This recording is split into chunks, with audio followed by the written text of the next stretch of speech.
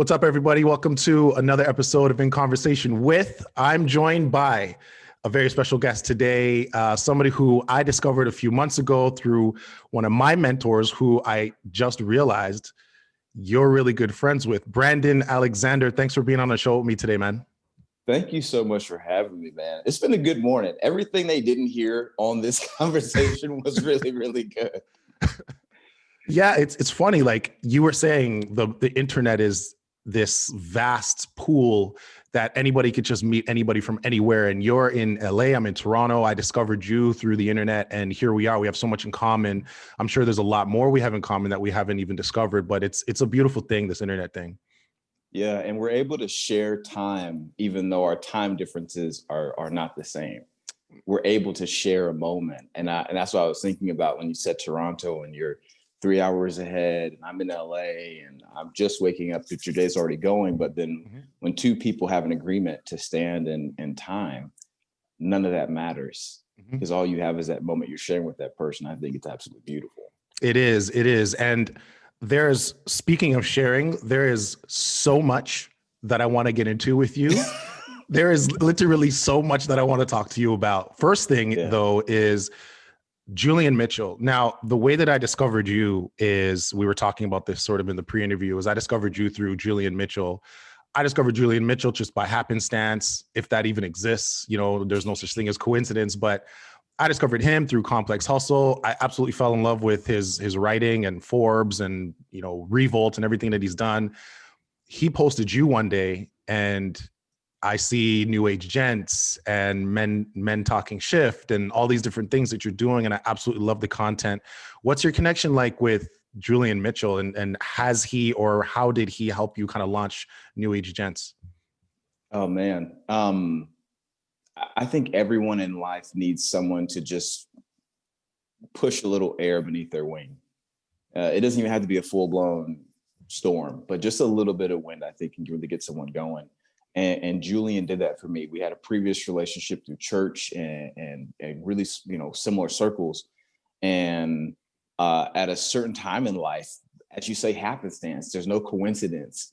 He happened to have a massive blog that he was managing called The Love Project. And it was one of the first large platforms that I had seen on social media. And this is in 2012. And it wasn't a thing. Like, having a mass amount of followers and audience in social media was not a thing. And I was writing some stuff that was very similar to what he put out. There was an alignment there. We had a very quick exchange. He shared some content that turned into a conversation. That conversation turned into, can I write for you? Can I write for you turned into a no. That no turned into New Age Gents. Love it. And there's a beauty in someone telling you no so that you can see the yes. You know, I'm not, you writing for this platform is not the thing that I can see for you. You're seeing, so right now, temporary, let me just do this. But I'm saying what you have can create an entire platform, an entire mission around this idea you want to talk about, you want to stand for. And that's what he did for me. He helped me to see the bigger picture. And that in itself is a gift, because that tells you that he has the confidence in you to be able to create a platform. Because if you were someone else, he might say, sure, you can write for me, or, you know, maybe you should need to get some more writing skill, whatever it is. Right. But he actually saw something in you and said, you could build this yourself. Just go do it yourself. And you did it. And here we are. Here we are. It has been the wildest of rides, from meeting people from literally everywhere in the world: Thailand, Germany, Spain, Italy, Russia, Berlin, New Zealand, podcasts with people from different places in the world, going to Vancouver for certain things. It's just been like, I love Canada, by the way. Like, look, quick plug. Canada's legit. Like, speaking of plug, let's just remind everybody real quick. Let's just remind everybody real quick. 2019. Sorry, year, baby. So I love Canadians, especially my country Canadians, who are all about the Western lifestyle, horseback riding, and all. I love my Canadians. But you ever been to the Calgary Stampede? It is on my bucket list. You got to go, man. You got to go, man. I hear I've never actually been myself, but I've heard so many things. And you, I mean, we were talking, you said you're going to ride the horses today, which I want to get into later. Yeah. You got to go. You got to check it out. Dre, let's just set it now. Right here, for the record, Okay. you and I, two black men, Calgary Stampede, and he took a deep breath. Why did you take a deep breath? That was supposed to be internalized. That was supposed to be internalized. Let's do it, man. Okay. Post-COVID, we set it up. Their first Stampede back where they're allowing live audience. Yeah. We're going to go to Calgary Stampede. I would in Canada, and we're going to do it. I would love to. I'd be honored. I have a friend in Edmonton. It's in Calgary is obviously where the Stampede is, but Edmonton is like a couple hours away. So I have a friend to visit and we have a reason to go. We can meet and we can enjoy, man. It's done. It's done. So you started New Age Gents. I think it was about 7 years ago. We spoke about it. Mm-hmm. I know what it is, but for the people that are listening to this, maybe can you give us a little breakdown, what it is, why you think it's important, and what's the objective of it? Absolutely. So New Age Gents is a platform that's building better men by discussing what it means to be a gentleman. And a lot of that came from this idea that in a time, it was really loud in society. There's no good men. Chivalry is dead. It was really, really loud. The vibration of that was really loud. And as a man, I didn't feel attacked, but I just didn't feel proud to be a man. I was like, what is this feeling? Like, is it not okay to be a man today? And what does that even mean? And so I went on this journey of discovery and understanding that it's not the suit, it's not the car you drive, it's not about the lingerie, it's not about the supermodels, it's not about the James Bond-ish idea of gentlemen. I've developed this kind of concept that I really try and live by, which is two words together, which is gentleman. And you can put anything with that. Kind man, loving man.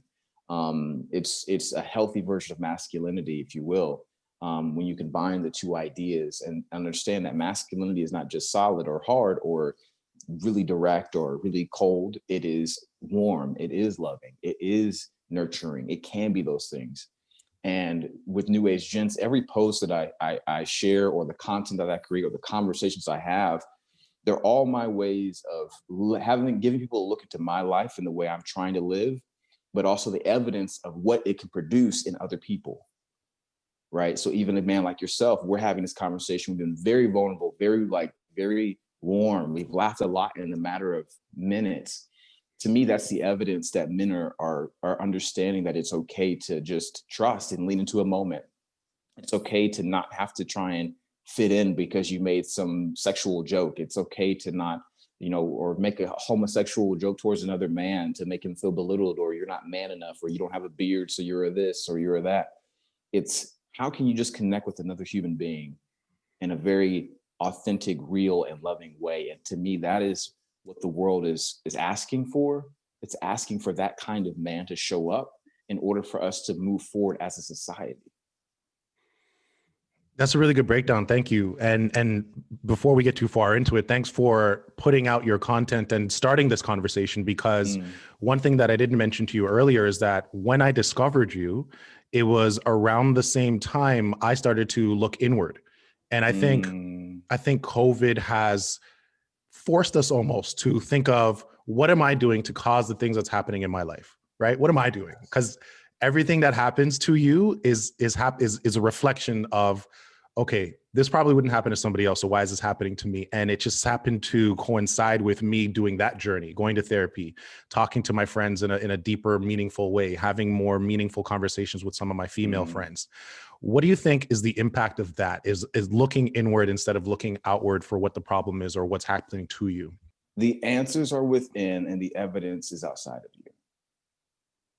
And that's what I believe about that. When you look inward, the answers are inside. The answers you're looking for are inside. And the evidence of whatever you're believing in those answers or lack thereof, you will see evidence in your life. A friend of mine from Canada, he's a talk show host there. His name is Shane Hewitt. And we talk about the idea of clarity. When you look within, you have an opportunity to get clear and clarity on what am I putting into the world? How do I view myself? How am I loving? How am I showing up in my relationships? And can I see that around me? Can I see that in my friendships? Can I see that in that phone call? Can I see it in that post that I put out? Is it aligning with that deeper gut feeling of this is who I want to be? This is who I want to, is this truly who I am? Or am I posturing? Is this performance? Am I putting on a mask to get approval? Am I seeking validation? When you look inside yourself, you will see that the true validation and the validation I had to give myself was not from my dad. I was constantly seeking my father's validation in people. Tell me I'm good enough. Tell me I did it. Tell me that I'm an athlete. Tell me that I'm a good son. Tell me that you're strapping and he's gonna be a big one. The things that you would see that would give a young boy validation, I was seeking in other people and other experiences. But when I got still and I got quiet and I went within, I could see that I could give that to me. I needed to give that to me, to simply say, hey, you're enough. And when I gave myself that, it quieted so much chatter and so much negativity and so much clutter that was filling my mind of not good enough, not strong enough, not handsome enough, beard's not thick enough, not successful enough, not enough money in the bank, not enough, not enough, not enough. When I said that I am enough, those not enoughs became quieter and quieter and quieter and quieter and quieter until eventually the little boy and the man became one. And that's when I became at peace with myself. And the evidence of that is how do I talk to people? And they say, wow, the way you talk to me, no one talks to me like that. Or, wow, I couldn't believe you saw that in me. Or, wow, it's because of presence. It's because you can see it in you. And when you see it in you, you can see it in someone else and you can speak to it from that internal place of knowing. I think you're absolutely right. You do see it in other people, and it goes back to something that Julian Mitchell actually said: when you change, so does everything else around you. And that's just mic drop. But yeah, that's it. That's right. It. And it sounds like you've been on this journey for a little while now. I'm just getting on the highway. But I'm just merging onto the highway now. It sounds like you've been here for a little bit. What would you say to the men who are not quite aware of this? Yeah. And they need to go. I think everybody needs to be on this journey. Man, woman, child, it doesn't matter. Everybody get on go. Get on it. Get on the freeway now. Right here. Freedom. Take a right on. Yep. And peace. Hop on it. Love is the freeway. Love freeway. Love is a freeway. Love freeway. But just let him get out. But you got to merge. Let him get in. You got to let him get in. I ain't letting him get in. Some people are not letting me get in. Some people are not letting me get in. I have some friends that just are not in this space right now. But what would you say to them to kind of convince them to? This is something that we need to pay attention to. We need to look inside. I mean, I have to acknowledge what I felt. I don't ever try to convince anyone, right? They have to come to it. Mm-hmm. If you're living it, that's evidence enough. Yeah. If you're living it, they are aware. They can't ignore it. When someone's living in it, you can't ignore it. It's either going to do one of two things. It's either going to bring out the real you, or it's going to allow you to say, okay, what is this? The real you, meaning I have a lot of insecurities. I have a lot of different things that I'm going through. And then you start to see that, why are you acting like this when I say, I just got this interview? Why are you acting like this when I said, I just lost my podcast? Why are you acting like this when I said, I found somebody that I'm falling in love? And you start to see reactions. So the real issues that they have start to surface, simply because you're living in who you are. You can't ignore truth. You can't ignore it, right? It's a flashlight in the cave. You can't ignore it. So I would say there's no convincing, only an invitation that if you're living it and starting to live it and to do it, If someone sees your life changing, they're going to want to know what you did to get your life that way. And then that's where you allow the space for the invitation of, well, if you really want to go on this journey, here's what I did for me. I don't know what it's going to be for you, but here's what worked for me to get on this freeway, to get myself going in this direction. And if you want to, you might have to let go of some things, right? Or people. That you're Dre is ready. Dre is ready. Dre been waiting to have this conversation. In here. See the pettiest sip of life. The pettiest sip of life. Or people. You caught that. You caught that. I'm interested in what started the journey for you.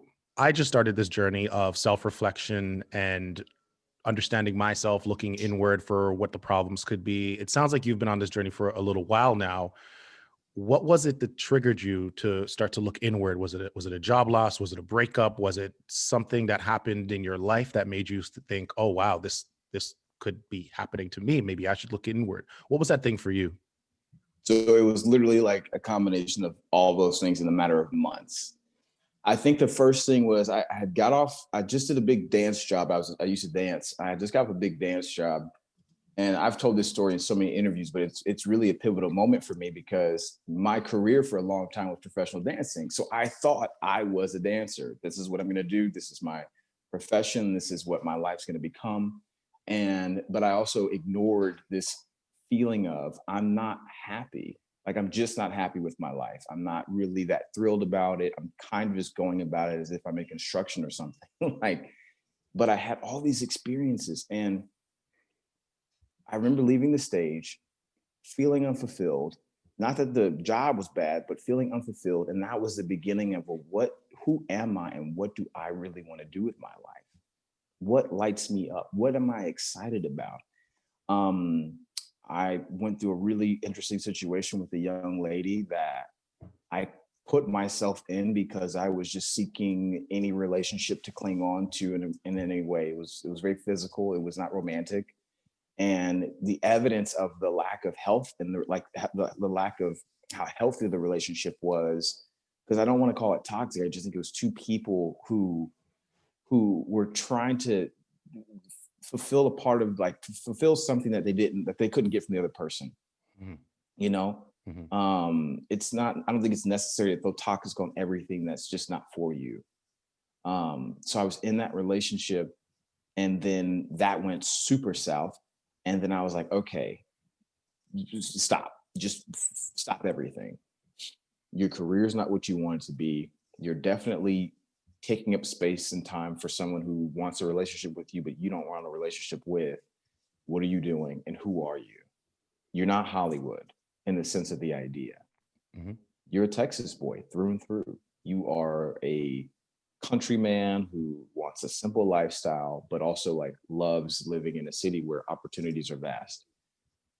I said, I'm going to go home to Texas. And I'm going to do some self-discovery. I'm going to pull myself completely out of this life that I've created for myself since 18. Pull myself out of it, go home, and reset. And it was exactly what I needed. And that's what got me on the journey. That's when New Age Gents was birthed. That's when I started to see the simple acts of kindness, like waving to a stranger, meant something to people. Not just being head to the ground, hustle mode, but what they would consider common courtesies. Thank you. Excuse me. Let me hold the door for you. I was like, I don't see any of this in LA. And it's not because people in LA are rude. I think the culture has allowed certain behaviors and didn't really give room for us to really understand how to live together. Because everyone's so coming and going here. You move here, you move here, you move out. People are visiting. There's lots of people coming for vacation. So there's no way to really create a solid way of living in a culture here in Hollywood per se. But it takes people who want to see a difference to make that difference, to then be the person who holds the door, who pays it forward, who pays for someone's coffee at Starbucks. You start to see a shift in the city. You start to see a shift in how people are acting and what does LA life look like for a lot of people. You can really shift it by making that shift on yourself. So that's what I had to get out of Hollywood to find me, to come back and be me in Hollywood. Right, right. Thank you for telling me that. And there's something about going home or going back to where you're from and your family and the food and the smells and the tree where Yes. Yes. there's just Yes. something about that that's like resetting. Yes. Like I don't live where I grew up. I grew up in a place called Scarborough, which is, that's where like the Weekend is from, and Mike Myers and a bunch of different famous people from Toronto are from Scarborough, and it's home to the largest demographic of multicultural families in Ontario. Mm, So if you can imagine growing up in a place where there's Black and brown and Asian and different kinds of sectors of those races, there's Goans and there's Australians and there's all kinds of things. I'm in Toronto now. There are not a lot of people that look like me. And sometimes it's difficult to find your place, especially when you're working in an environment that doesn't necessarily foster who you are. And mhm, you kind of lose yourself a bit. And then it takes you going home and talking to the people that know you and love you, and mhm. going back to that place, going back to my old room, and just reminding yourself who you are. This is why I have over my shoulder, "Don't forget who you are." I don't know if you can read that, Mm, yeah. because it's just like keep it in the top of your mind, just always remembering who you are. And I'm really glad that you went through that journey and went home to Texas and remembered who the heck is Brandon Alexander. Because yeah, who you are is a part of who you're becoming. They're not two separate people, right? I think a lot of people feel like when I move away from home or I move away from this or that part of my life is done. It's like no, there's something about you that is your cornerstone, that is your foundation, that is your beam, that everything you become is going to be built on, right? And it's those foundations of how were people back home? How did they see me? How did I treat them? And how do I take those things with me as I start to mold and shape and unfold into this man that I see myself being, that I see myself, the kind of father I want to become? Those memories and those things are now going to be um, transferred to your kids.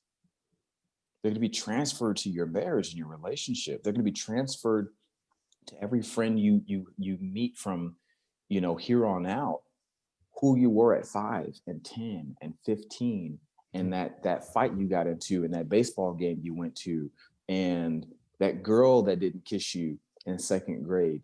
All of those things are going to become parts of and play a major part in what happens next. And this actually reminds me of something that you said earlier I wanted to touch on. You said the inner child. You Mm-hmm. mentioned the inner child and seeking approval from your father and things like that. I think that the inner child syndrome, we'll call it, is a major issue, especially in the male community, because a lot of us Mm-hmm. don't even know that. A lot of us don't even know that, oh shit, I'm just trying to fill a void that I didn't get from my mother. I'm just trying to fill a Yeah. void that I didn't get from my father. How do you even begin that journey to discovering what is the wounded child inside of me trying to say? What does he or she Mm, need? And yeah. how do I begin to resurrect and even fix that? That was the thing about happiness. Like, happiness for me was like, what did I like when I was a kid? Because if I don't know now, the only point of reference I have is when I was happy. So when was the last time I was happy? Okay, I was a kid. That was the beginning of the conversation for me. Okay, I used to love drawing horses. So I would draw horses. I would draw them running. I would draw them in trees. I would draw them in the wild. I would draw them in herds. And I started drawing horses again. And I was like, wow, this is kind of interesting that even at 23, 24, 25, when I was doing it, it's bringing me that same kind of happiness. So there must be something in me that never died. Mhm. So then what was it that he was looking for? What is it that, what was fulfilling? What was exciting for him? And if I can feel it now, then he must still exist. Yeah. And that was the light bulb that went off. So then I started asking questions to myself. when was there a time when I wanted love and I didn't get it? I would fill in the blank and then give it to myself. When was there a time when I didn't feel safe or provided for? Fill in the blank. Right. I would give it to myself.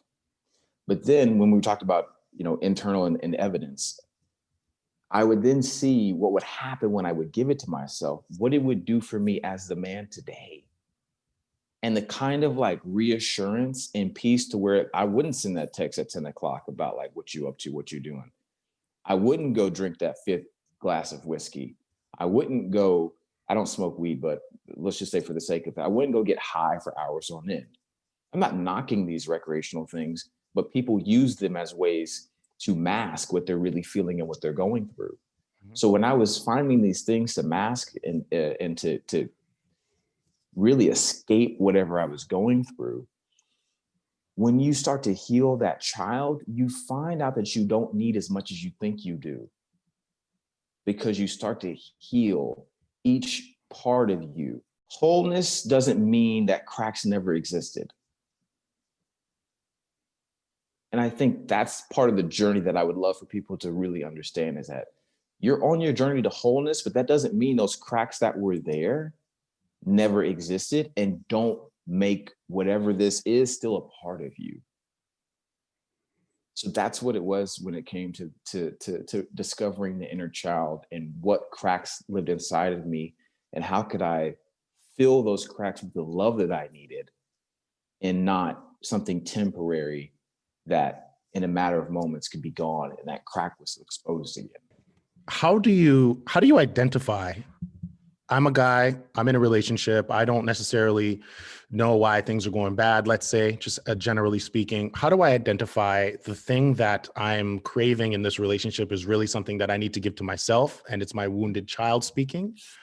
Or it's just something that maybe my partner or my work or my living situation isn't providing for me that I need to improve on? How do I identify that it's my inner child that's wounded instead of it just being an external thing that I need to maybe correct? I mean, I look at my reaction. I look at the reaction to it.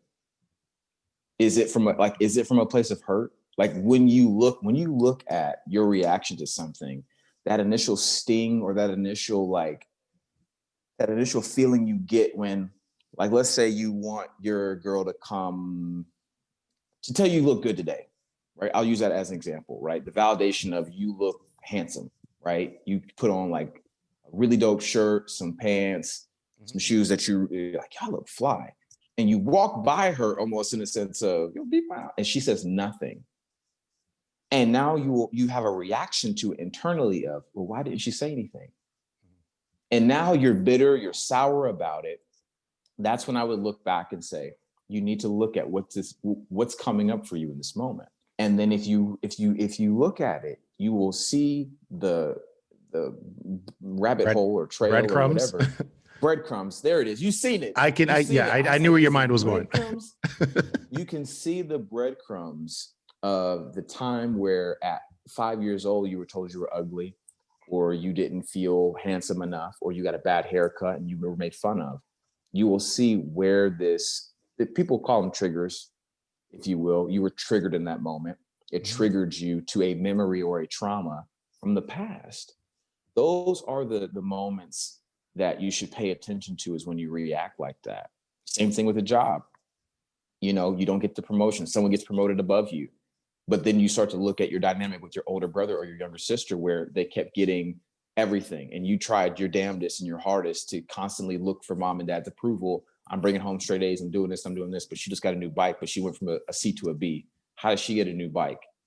If you look at when that guy that you see barely working, always on his phone, getting a promotion, and you're still busting your ass and you're still getting the same money, you'll see the correlation to the two inside of you. But if you're like, if I'm really doing my work because I want to do good work, then what happens with him won't matter to me, because I know that I'm doing good work. And you need to give that to yourself instead of seeking that externally. And you got to give it to yourself. Now, the second part of this, because you're asking about the child, the inner child, and then if you actually need it in a relationship, because I'm not taking away from the fact that there are things that are unrelated and you just have to have the ownership to ask for something that you need from someone, or ownership that, no, I really would like a promotion because I think I've put in X, Y, and Z, and I know my value, my worth. And if I can't get that here, then maybe it's time for me to go to another job, right? But I think that place can only come from in a healthy way if you understand, is this something in me beyond the promotion? Is it okay? It's not a childhood thing. I really just feel like I'm worth more. I can now go to my boss in full honesty, integrity, and transparency with clarity that I believe I should be earning more. And how do we go about getting there? And if you can't do that, I am so okay with leaving this job because I know that I'll go get what I feel like I'm worth and I'm valued for over here. And I think a lot of people are afraid to do that because of their childhood things, scarcity. If I leave this job, I won't have enough money. Mm-hmm. So I have to stay here and put up with this kind of whatever, because if I leave, I don't know what's going to happen over here. Yeah. So I think it's definitely a twofold thing. Feeling alone, not having that thing there that you know is in front of you, having the confidence that you know. I think the inner child thing is something that women don't necessarily deal with as much as men do. We've mm-hmm. been conditioned to kind of stuff that down and not think about it, and it's sure. created this almost like subculture of man-child hate or like men hate. And I feel like I've said this to a few girlfriends of mine. It's like, I feel like there's like a silent gender war going on right now. I feel like a lot of women, or women that I've spoken to, intimately or not, say kind of jokingly, I hate men. Men are whack. Men are this, men are that. And it's, I don't really know how we got here, but it's almost like being a nice guy is not what they want, but they do want a nice guy. And women say chivalry is dead and like all these different things. How do you feel about the hatred towards men lately? And do you agree with that? I mean, that's what I think. Do you agree that there is like man hatred, and like, where do you think that's coming from? I don't hatred. No, I think people aren't knowing how to ask for what they are wanting. Right? They don't really know how to ask for, please show up for me. Please show up for society. Please show up for kids. So when I hear there's no more good men, what I hear, we need more good men. Can you be that? Can you be that good man? Right? Chivalry is dead. I really wish there was a guy who would just hold the door open when I walked into Starbucks, not sexually, not romantically, just because he wanted to be a good man. He would hold the door open and show me that men were different, or some men were different. And so I don't believe in hatred. I believe there's a lot of hurt. And what we're hearing is the hurt of a lack of men being able to show up in a lot of ways. When the men came back from the war, when a lot of men came back from the war, like the Second World War and all that stuff, that was the beginning of like a fatherless generation. Because those men went and did things that they could never talk about. They didn't have the resources for their mental health. They shut down. They became the go to work, paycheck, I better come home to a clean house guy, because they didn't know how to process. That's not all men. That's not all fathers. It's a generalized statement that majority of people, when you look at masculinity and the shift in it, what happened to those men? What we're doing is we're now turning the table to go for men who weren't talking, weren't being vulnerable, weren't being emotionally available, weren't sharing the workload as far as like dishes, laundry, whatever you want to call gender roles. We have more men now that are willing to do that and are pushing it forward. But that doesn't come without the effects of generations of hurt of women hoping that men would change, hoping that men would shift, hoping that men would be different, and then getting the same thing that they always got. So all we can do is be the evidence that there is a change, that men are different, that men can be healed and whole and healthy, and move forward from that space. Absolutely. I completely agree with you. And I have a little sister. right? I try to be an example for her and try to show her like, Mm, look, this is what men are supposed to do. yes. And I'm not just going to tell you, I'm going to show you, this is how I'm treating my girlfriends. This is how I'm treating my coworkers that are female or that are women. And so at least she understands that out there are still good guys, because my brother's a good guy, and I can't Mhm. allow myself, I'm hoping that I'm sending the message to her that I can't date a guy that's less than him. I can't. Yeah. And Yeah. and that's sort of my way of trying to be the change that I wish to see. Yeah. And what's so beautiful about that is you may not see how much of an impact you're having. No, Like I you may not even understand how much of an impact you're having, because what happens, and I've seen this with certain women I've talked to about this, is they'll go out and they'll have an experience with a man, and you have become the gauge, you have become the benchmark, you've become the standard. And internally, you've already conditioned her that how I should be treated. And the second she's not treated that way, she's probably going to be like, mm-mm, that's nothing like how Dre treats me. The way you talk to me, it's not loving. It's not kind. It's not warm. It's not affirming. I'm not a fan. You didn't get my car door. It's not that he had, but like I'm paying attention. Okay. How you listen to my thoughts and ideas, and do you welcome me in that space as an equal? And if you don't, I'm noticing this because my brothers have created what it is that the kind of behavior I am worthy of, the kind of treatment I am worthy of, not even deserving. I've been switching out deserving with worthiness, but what I am worthy of. So continue to do that. Continue to show her what she is worthy of, that kind of treatment, that kind of evidence in your relationships, and how whether you stay with that person or not, dating is just an opportunity to see if this is a good fit or not. So how you even handle breakups is evidence to her of what a healthy breakup would look like. How do you handle conflict and confrontation? I am curious though, are your parents still together? They're not together anymore. No. But they were when we were growing up. It's actually a funny story. Not really a funny story. It's just interesting story. They were together till we were in our late 20s, and then they separated. For you, do you, when you, I know this is more, you're supposed to feel like I have a question. No, please, please. Um, is your example an example of what your father gave you, or an example of what you didn't see? An example of what I didn't see.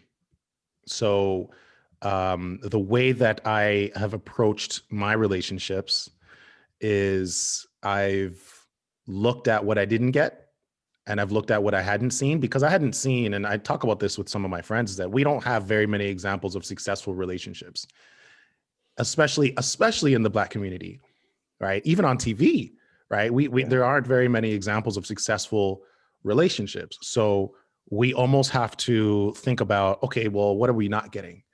And we don't have an example of how to give that, but we try our best. I do, at Right. least. So that's Right. kind of the approach that I've taken. Um, and some other friends I have, they've had less examples than I do. At least I had a dad, right? Mm, So I at least understand love in some form. It may not be the correct way, if there is a correct way that exists, but it's been okay. This didn't feel good for me, so I'm not going to do that. That didn't feel good for me, so I'm not going to do that. This doesn't seem like it's the correct way to let somebody know that you care about them, so I'm probably not going to do that. And it's almost like addition by subtraction. I totally admire your willingness to be transparent right now, because as you were talking, I lit up, because like you said, it's not about correct way, Yeah.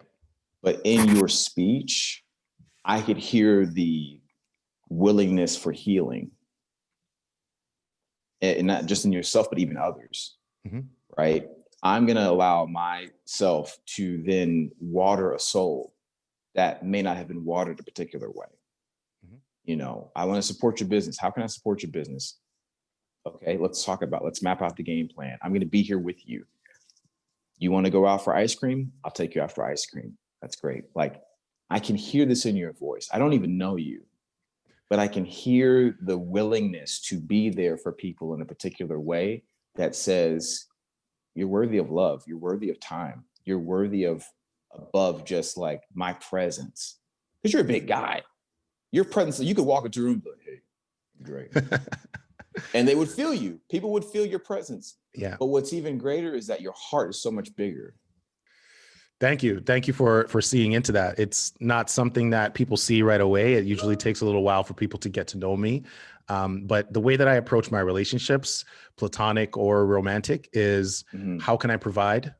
How can I add value, basically? Yeah. Right. Not just necessarily giving, but how can I add value to your life? Okay. You're starting a business. Great. How do we get it to $1 million?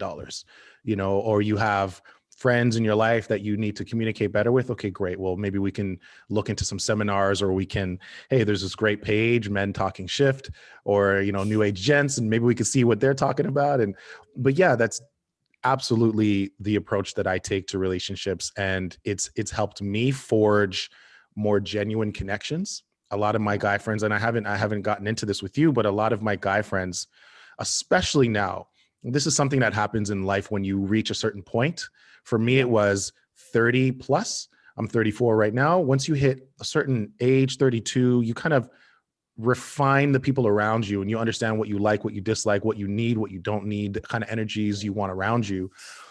And when you figure that out, everything around you changes, because the people that you have around you are just, why are you dying?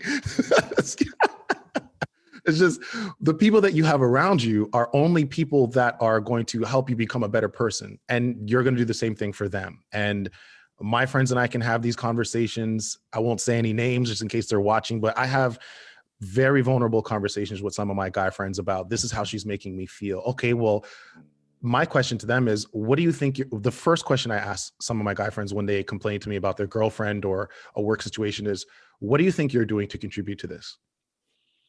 What do you think you're doing to contribute to your situation? Because it's not just your boss sucks. It's not just your girlfriend sucks. There's something that you're doing that's bringing that out of them, and it's causing this misalignment. So what's happening? And then it starts this conversation and we get into it. I've had a lot of that in the last 4 or 5 months, is why I'm laughing. Oh, okay. I've been living that out. And that's why I've been having this amazing conversation with Shane, because he talks about clarity and he believes in clarity. He's like, this is the beauty of clarity. When you get so clear on who you are, a no will be so clear to you that it's a no. And even though you might have said yes to it initially, you can say, actually, you know what, this isn't for me. Or you can look at something and say, that's a yes. That right there, that is a yes. That is a clear yes for me. And I can give myself to it and never look back. Right. That's the beauty of clarity. And we don't have to really fully dive into this, but when I talk about the horses, saying yes to this has brought friends of mine back around who have never gone horseback riding. Now they've gone out with me. It's brought me new friendships and people that I feel deeply connected to in a very real way, in the midst of a time where people feel distant, all because I decided to say yes to something that as a kid, I felt like my lifestyle said no to. We didn't have the money for it. So everything in my life was like, you're not getting a horse. You're not riding a horse. You're not going to get on a horse. This is for rich people. That's not you. And when I took my own life by the reins, pun intended, I said yes to me. I said yes to a dream. I said yes to a goal. I went after it. And the evidence of that, this is what I'm supposed to be doing, has been surreal.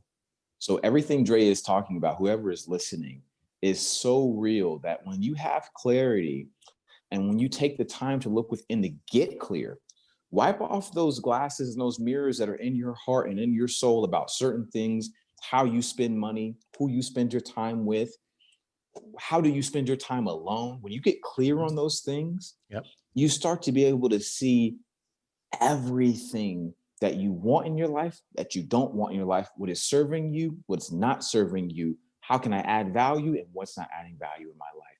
And from that space, that's where the healing happens. That's when the healthy version of you that comes out. That's when the true version of you comes out. And you will look up and you won't be looking at, well, my girlfriend sucks.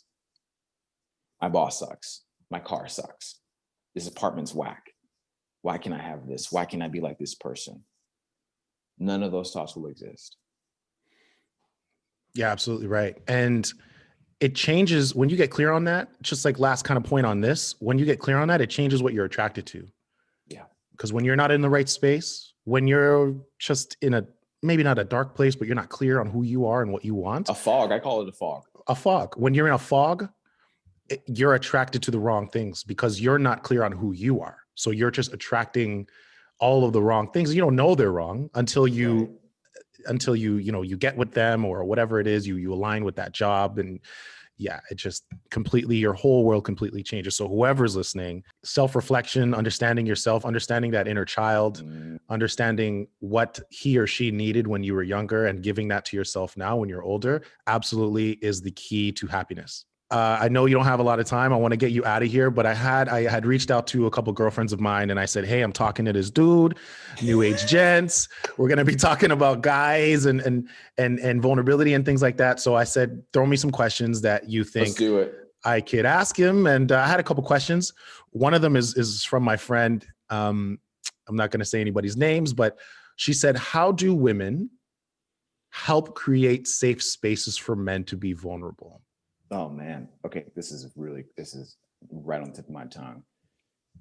When he wants to share a thought or emotion, don't be quick to fix it. Don't be quick to try and get in there. Allow him the space to process, to work through, to share openly and listen. Listen. One of the times that I don't feel safe is when I don't feel heard. If I don't feel like you're taking the time to listen to me, I don't feel safe anymore because my heart's not safe with you. You're hearing and filtering everything I'm saying to you through your hurt, through your story, through your little girl wound. It's not bad. I'm just telling you, I don't feel safe and I'm probably not going to share much further than this. Listening with and not taking things personal, I think is the biggest key to creating a safe space for men to really share and be open with you. Thank you. The second one isn't really a question, it's more of a statement. And she said, good men don't exist anymore. Prove me wrong. Where are they? Where are all the good men really? I guess I can turn that into a question. Where are all the good men? I can't prove anyone wrong who is not willing to look. If your perception of life is that, then all you will see is that. If I want to believe that the sky is red, I don't give a damn who tells me it's blue. But it's red and it's falling. Yo, it's not. It's blue and it's perfectly fine outside. But it's red and it's falling. If I want to believe, that's the power of belief. Mm-hmm.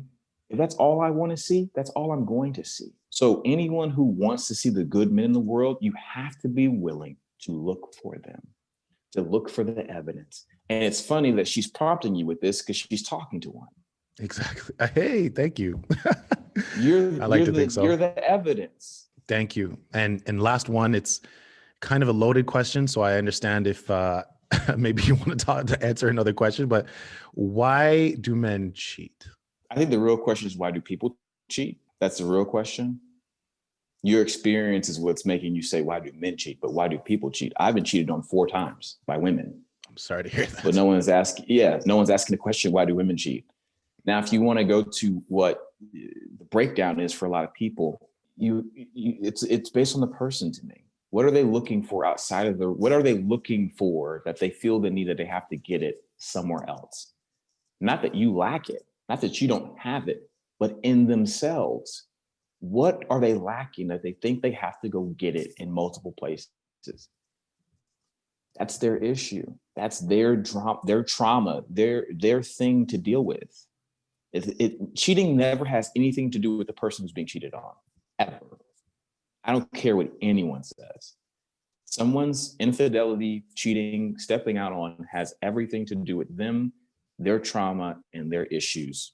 I'm sorry that you have experienced that, but know that what they've done is not a reflection of you and a reflection of them. And I think I just kind of want to leave that there, because there's not much more you don't really need to go into the science of it all, because every person is different in why they do it. I don't know why someone cheated, Yeah. but I can tell you that they're looking for something to fulfill a part of them that is empty. Brandon Alexander, former dancer turned men vulnerability blog expert. Thank you so much for your time. I really, really appreciate it. You got up early today. I know you got to go out and ride the horses and get your dogs out there. Gentlemen by choice. Let everybody know how we can help support you. I want to do my best to support you, because I think this conversation is really important. I think more men need to understand that we need to look inwards to help support our female counterparts, whether they be coworkers, whether they be our sisters, our friends, just a woman in the street. I'm trying not to say female. I know that could be triggering sometimes, which we didn't really get into. But how can we better support you? What do you have coming up? If there's anything, you have the floor. Let us know. So I currently do a YouTube channel with two gentlemen, John Gorski, Colt Prattis. We have a show called The Refinery. That's something separate than Men Talking Shift. But we've been doing that. We're on season 2 right now. If you guys want to check that out on YouTube, it's weird because I have this, it's on the Part of Love YouTube channel. There's that. Go follow Men Talking Shift. My brother Corey Emanuel and Justin Riley is something they started. And then as far as me personally, like my brand, I have New Age Gents, but I kind of want to prompt everyone with a call to action. That if you are listening to this and you're a man, the best way for you to support me is by loving yourself and showing up in the world as the person you want to be. That's how we shift government. That's how we shift society. That's how we shift family dynamics. That's how we create households, or not even just households, father figures and mentors for young boys and girls, that men can be good. Men are good. Men are gentle. Men are kind. Men are loving. That's how you can support New Age Gents, by literally going out and living it. Buy someone a coffee at the store that they don't expect to have happen. Tell someone they look nice today without having it be attached with some kind of sexual innuendo or obligation or whatever the case on the end. Like, be kind. Let someone go ahead of you at the grocery store. Let someone in on the freeway. You're not in that much of a rush. Let them in. Let them get in front of you. Those small acts are what change society, change the world we live in, and ultimately you live a better life, because you're living a life that is beyond you. It's beyond just what you need, because you know that I'm okay and I can give, I can create, I can be. So that's what you guys can do for me. Awesome. Thank you so much. I'm going to try to do my best. I know that for sure. Try to pay it forward. I follow a guy named Brian Buffini. He's actually in LA as well. But one thing he says, and I'll leave you with this, is give it out in slices. It comes back in loaves. Woo! Come on, somebody. You can hold that. You can hold that. You can hold that. Brandon, man, I know we're going to chop it up again, but thanks again for your time. And this was a great chat. Thank you. Guys, you'll see me in Drake, Calgary Stampede 20-something. 20, oh my God, 20-something. Real quick, you taking a vaccine? And this was a great episode. All right, yo.